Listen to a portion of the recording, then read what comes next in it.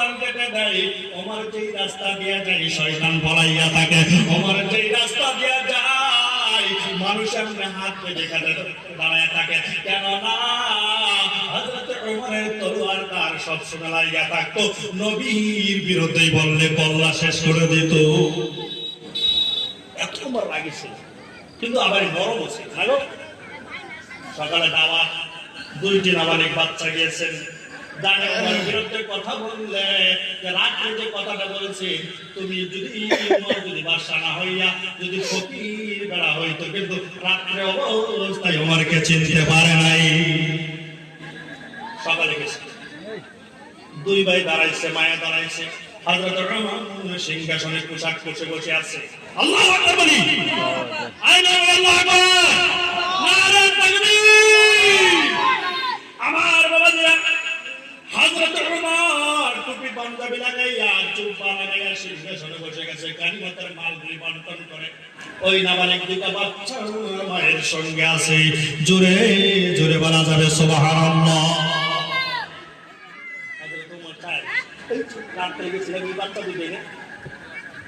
হাজার হাজার মানুষ হযরত ওমরের চোখে ফাঁকি দিতে পারে না।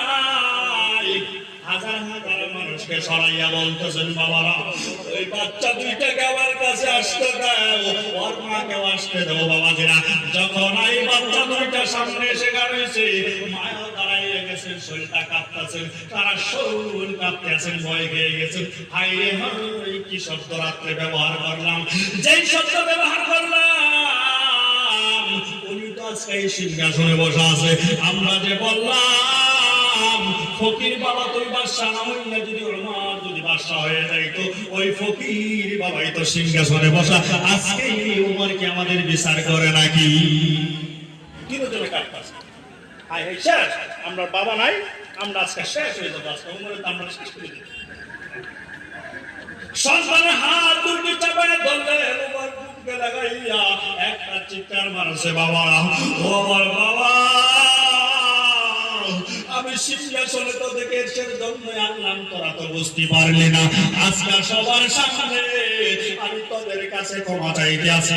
আমি নবী আমাকে বাদশা বানাই দিয়েছে, আমার সবার কাছে দায়িত্ব ছিল, কিন্তু সময় মতো তোমাদেরকে খাওয়াইতে পারলাম না। তোমরা 2 বার আমার কাছে সবার সামনে বলে দাও আমাদের অন্তর খুশি হয়ে গেছে, আমাকে ক্ষমা করে দেয়।